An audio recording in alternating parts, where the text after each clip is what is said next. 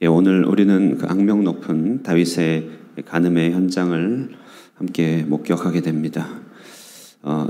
정말 이스라엘 신앙의 영웅이고 하나님 나라를 건설하였던 주의 종이었던 다윗의 이런 파렴치한 모습을 우리가 마주할 어떤 준비가 되어 있기가 참 어렵습니다. 한 사람이, 영웅적인 한 사람이 이렇게까지 무너질 수 있는가를 생각해 볼 때 오늘 본문은 그것이 정말 순식간임을 보여주고 있는 것이죠. 어제 우리는 암몬 자손이죠. 암몬의 한눈에 이 왕자가 촉발시킨 이스라엘 전쟁에 대해서 묵상하였습니다. 그들은 자신들의 하체를 드러내기까지 모욕을 주었는데 이런 그들의 처소하는 그들이 얼마나 스스로 기울어져 있는지를 보여주는 그런 사건이었다고 말하였습니다. 그런데요, 이들의 모욕적인 처사는 이스라엘에게 어떤 경고와 징조가 되기로 한 듯 바로 이 암몬과의 연이은 전쟁, 그러니까 암몬과의 전쟁이 아직 끝나지 않았는데 이 전쟁이 다윗의 가장 벌거벗은 수치를 드러내게 되는 그런 역사적 배경이 된다는 것이죠. 갈라디아에서의 말씀이 딱 맞는 말인데요. 갈라디아 6장 1절에 형제들아 사람이 만일 무슨 범죄한 일이 드러나거든 신령한 너희는 온유한 마음으로 그러한 자를 바로잡고 온유하되 바로잡고 너 자신을 살펴보아 너도 시험을 받을까 두려워하라. 누군가 보이는 추하고 마음에 거슬리는 죄악들, 그들의 연약함은 이미 그들 속에서부터 하나님의 징계와 심판이 시작되고 있다는 표식이죠. 그러나 우리는 남 얘기할 것처럼 얘기할 것이 아니라 그 모습을 볼 때 내게도 경고와 교훈을 주시는 하나님의 의도가 있다는 생각을 놓쳐서는 안 된다는 것이죠. 내가 누군가의 거슬리는 죄악이 내 눈에 들어왔다는 것은 나에게도 주께서 이를 말이 있다는 것에 대한 그러한 신호임을 깨달아야 되는 것이죠. 오늘 우리는 하나님 나라의 탁월한 종이었고 이 노래하는 자가 어떻게 이렇게 은혜에서 미끄러지게 되는지 또 어디까지 미끄러지게 되는지 비통하고 안타까운 현실을 보게 됩니다. 우리 이를 통하여 우리는요, 다윗의 죄가 아니라 한 인간의 연약성에 대해서 우리는 함께 신음하고 함께 몸을 떨고 또 함께 경고를 받게 되는 것이죠. 보시면 모든 일은 다 자리에서 시작한다. 자리에서 시작한다. 때는 봄이었습니다. 요압의 지휘 아래서 시작된 전쟁이 다시 전면전으로 재발하여서 이제 전쟁이 일어나죠. 다윗은 암몬을 정발하기 위하여 군대를 파견합니다. 그런데 다윗이 군대를 출정시키지만 1절 마지막에 여운이 남습니다. 보시면 다윗은 예루살렘에 그대로 있더라. 다윗은 왕위를 굳힌 시점이기 때문에 전투를 통해 자신을 증명할 필요가 없었습니다. 그런데 본문은 다윗이 전투의 일선에 참여하지 않고 뒤로 물러가 있다는 그의 자리, 그의 위치가 왠지 길고 깊은 그림자를 드러내고 있는 것이죠. 이제 그는 왕궁에 있으면 안 됩니까? 안 되는 건 아니죠. 어찌 보면 그는 국사를 안정시키기 위하여 굳이 전장에 출정할 필요가 없을지도 모르겠습니다. 몸을 보존해야 되죠. 그런데요, 그는 늘 사모하는 마음으로 여호와의 성전을 바라봤습니다. 성전에 있던 새끼들도 그 성전에서 보금자리를 트는 것을 부러워했던 사람이었습니다. 그런데 그가 자기 왕궁에 거하며 군대를 보내는 권력자의 자리에 있게 됐다는 것이죠.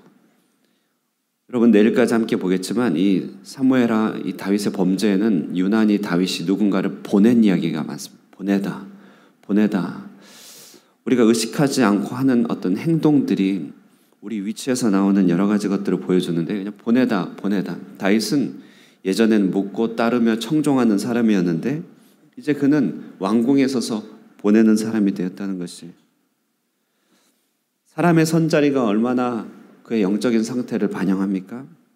아담이 타락하였을 때 하나님은 아담에게 너 뭐 했니? 안 묻고 뭐라고 물었는지 기억하시나요? 아담아 네가 어디 있느냐? 이렇게 물었어요.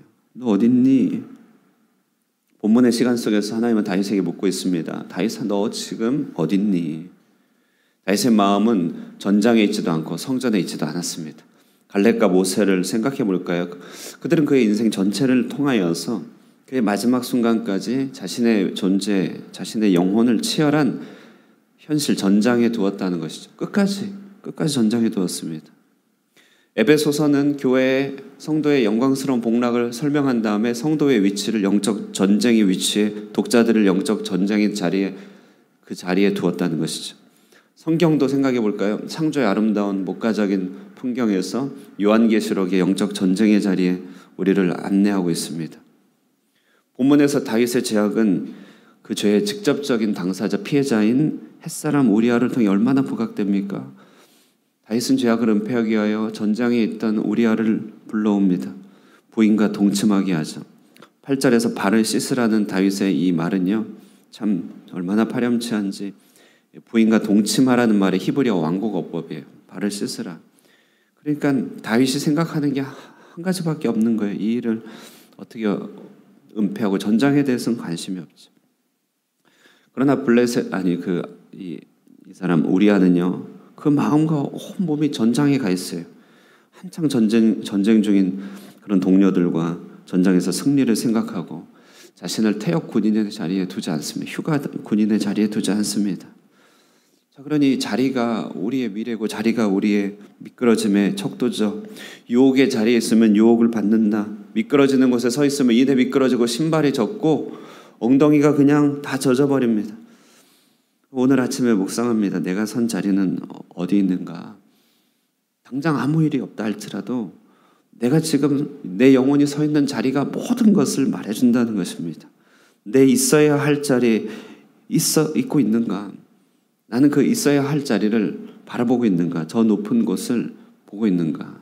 내 주여 내 마음 붙드사 그곳에 있게 하소서. 이것이 오늘 아침의 기도가 된다는 것이죠. 두 번째요, 이 넘어짐은 타협에서 급격히 이제 시작된다는 것입니다. 모든 미끄러짐의 이제 경사면은 타협으로부터 시작됩니다. 자, 어느 날 오후였죠. 다윗은 주변의 집들이 내려다 보이는 그런 왕궁 옥상에서 서성이고 있습니다. 그의 자리가 거기였습니다. 그러다가 목욕을 하고 있는 한 여인을 보게 됩니다. 여러분, 제가 걷다가 목욕을 하고 있는 한 여인이 보이면 여러분 저에게 어떤 기대를 하세요? 고개를 돌리기를 원하시겠죠? 간단히 눈을 돌리면 끝날 일입니다. 우리 가운데 눈에 들어오는 것들, 우리 가운데 죄악의 유혹들이 왔을 때 사실 눈을 돌리면 끝나는 일이 너무나 많습니다. 누군가 내 화를 부추기고 나를 넘어뜨리게 할 때 살짝 몸을 피하면 됩니다. 유도는 타인의 힘을 이용하여 그를 넘어뜨리는 기술이라고 하죠. 많은 경우 우리 신앙은 유도와 같아요. 내가 힘을 줘서 그냥 다 맞부딪히는 게 아니라 살짝 몸을 피하여 그 힘으로 적을 내동댕이 치는 것이 신앙의 요령이고 지혜입니다. 눈앞에 이 여인이 보이면 간단히 눈을 돌리고 그냥 가던 길을 가면 됩니다. 그런데요, 수많은 전쟁을 치러내고 심지어 골리앗조차 무너뜨렸던 다윗이 이 시선, 이 한 방에 철저하게 무너집니다. 불필요한 곳에 그의 시선을 둔 그의 눈빛을 쏘는 사람은 자기 자신이었지만 사실은 사탄의 독침을 그대로 맡고 있습니다. 왜 그렇습니까? 그것은 뭔가 마음을 지켜내고자 하는 그의 철저함에 균열과 틈이 생겼다는 것을 말합니다. 이 균열과 틈이 타협이죠. 타협. 그 사이로 사탄의 독화살이 날아듭니다. 여러분, 정말 우리는 우리 생각대로 다 됩니다. 마음의 생각에 미리 겁먹고 자신을 메뚜기라고 생각한 이스라엘은 그 생각대로 됩니다. 우리를 향한 구원, 하나님의 선한 인도하심, 선한 열매를 맺길 원하는 마음, 거룩에 대한 열망, 이것에 대한 소망과 기대의 철저함을 놓치지 않으면 결국 그리로 가 있게 된다는 것이죠. 그러나 그 일이 힘들다고, 그 일이 미리 겁먹고 들에 겁먹고 이 정도는 괜찮아, 이 정도까지만 하면 돼라고 마음의 타협의 여지, 타협을 허락하게 되면 사탄은 그 틈을 결코 간과하지 않는다는 것입니다. 왕궁에 남아있게 했던 그 방심은 여인의 벗은 몸을 보고 유혹의 현장에서 고개를 돌리지 않는 타협으로 그냥 그렇게 머물러 있는 틈으로 진행되면서 죄악의 불화살에 심장이 타들어갑니다. 그는 권력을 오용합니다. 왕의 힘으로 사람을 보냅니다. 결혼한 여인을 데려오게 합니다. 침실에서 욕정을 채우고 집으로 보내버립니다. 이 모든 일이 순식간에 벌어집니다. 그리고 그 일이 2달이 못 되어 밧세바는 자신이 임신했다고 하는 사실을 다윗에게 알립니다. 다윗은 문제를 은폐하려 하죠. 사람을 보내어 밧세바의 남편을 데려오게 하죠. 강제 휴가를 주고 그리고 모든 걸 덮으려고 합니다. 자, 그런데 이렇게 방심하고 타협하고 있던 사람은 당시 다윗 말고는 아무도 없었다는 것이. 다윗이 그의 나라 군대에서 오직 다윗만 이렇게 타협하고 있었습니다. 그러면 여러분, 우리가 육신이 연약해서요, 쉽게 주의 길을 따르지 못하고 넘어지는 것에 대해서는 주님이 안타깝게 여기고 도와주십니다. 육신이 연약하여 넘어지는 것은 주님이 안타깝게 여기죠. 그러나 그 길이 어렵기 때문에 미리 포기하고 마음에 담을 쌓고 타협하는 것은 육신이 연약해 넘어지는 것과는 완전히 다른 문제라는 것이죠. 나는 비록 낮은 곳에 있어도 높은 곳 자체를 포기하면 안 됩니다. 주님이 우리에게 요구하신 거룩성에 대해서 선한 모습이 되기를, 선한 열매를 맺기를, 내 주님께서 내게 주신 온전한 형상을 이루기를, 그것에 대한 철저함을 내어버리면 생각이 이미 우리의 미래입니다. 그 타협이 생기면 그 틈바구니로서 무서운 일들이 생기는 것이죠. 그것이 타협이 우리의 영적인 넘어짐의 전조 증상 아니겠습니까? 빌립보서 4장 8절은 그러므로 이렇게 얘기합니다. 끝으로 형제들아, 무엇에든지 참되며 무엇에든지 정결하며 무엇에든지 오르며 무엇에든지 정결하며 경건하며 무엇에든지 사랑받을 만하며 무엇에든지 칭찬받을 만하며 무슨 덕이 있든지 무슨 기림이 있든지 이것들을 생각하라. 우리의 마음에 인간이 옳은 거 어떻게 이걸 다 이뤄내, 이렇게 생각할 것 아닙니다. 왜냐하면 넘어질 수는 있겠지만 마음에 철저함을 버리는 타협하고는 완전히 다른 문제이기 때문에 그렇죠. 주님은 우리를 위하여 철저하게 다 주셨습니다. 타협하지 않고 모든 것을 쏟아 부어주셨습니다. 그러므로 우리도요, 우리 마음에 주님을 향한 목표의식을 철저하게 지켜야 되는 것이죠. 이미 마음의 전장에서 지면 안 됩니다. 정리하면서 오늘 다윗의 연약함이 내일까지 나타나겠지만요, 이 연약함이 우리 안에 정말 공명이 됩니다. 피아노 소리가 기타줄을 퉁기듯이 다윗의 죄악이 우리 안에 있는 죄성과 모든 연약함을 공명시킵니다. 나도 그렇죠. 나도 다를 바가 없다. 떨리고 분하고 두렵고 부끄럽습니다. 다윗 안에서 나를 보고 함께 떨립니다. 그러면서 우리는 우리 자신의 영적인 현 위치를 파악하게 되죠. 영적인 나사를 조여야 된다는 사실을 깨닫게 됩니다. 나사가 풀리면 이내 기계는 고장납니다.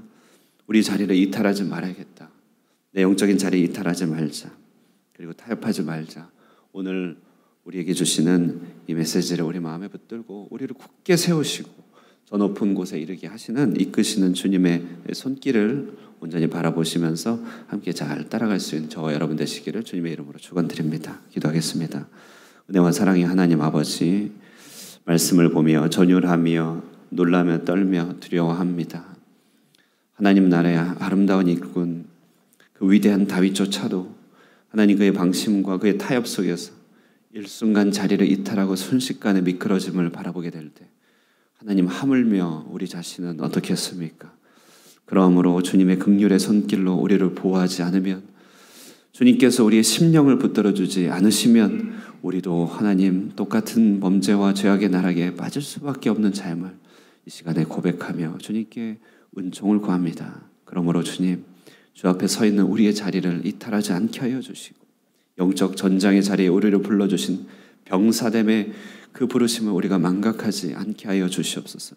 거룩한 자리에 이르며 영적인 승리를 맛보게 하며 마침내 높은 곳에 이르게 하시는 그 주님의 부르심에 우리가 일체 타협하지 않고 하나님 그 목표를 굳게 붙들며 철저히 주님 앞에 서게 하여 주시고, 때로는 우리 육신의 연약함으로 넘어지고 주저앉는다 할지라도 하나님 우리 안에 그만큼 애통이 더욱더 커져가게 하여 주시고, 주님을 향한 부르짖음과 사모함과 간절함이 커져가므로 주를 향한 목마름으로 가득 차 하나님의 은총을 풍성히 받는 우리 자신과 영적인 우리 공동체가 되도록 축복하여 주시옵소서. 이 아침에도 그 목마름과 사모함으로 주님을 바라봅니다. 주님이여, 우리로 하여금 하나님 성령 충만케 하여 주시고 불쌍히 여겨주셔서 주님의 크신 은혜를 허락하여 주시고 우리 안에 혹 있을 죄악들과 모든 타협의 모든 여지들 주님 앞에 온전히 고백하고 자백하며 정결함을 입는 아침 되도록 축복하여 주시옵소서. 함께해 주실 주님을 찬미하옵고 예수님의 이름으로 기도드리옵나이다. 아멘. 이 시간에 함께 기도하시고요. 오늘 윤주봉 집사님의 모친 최효진 집사님 시모님 허리 수술을 오전 11시에 한국 시간으로 하시게 된답니다. 우리 함께 또 위하여 기도하여 주시고 수술의 모든 경과 여정과 그 가정 가운데 하나님의 선한 손길 허락하여 달라고 함께 기도하시고 돌아가도록 하겠습니다.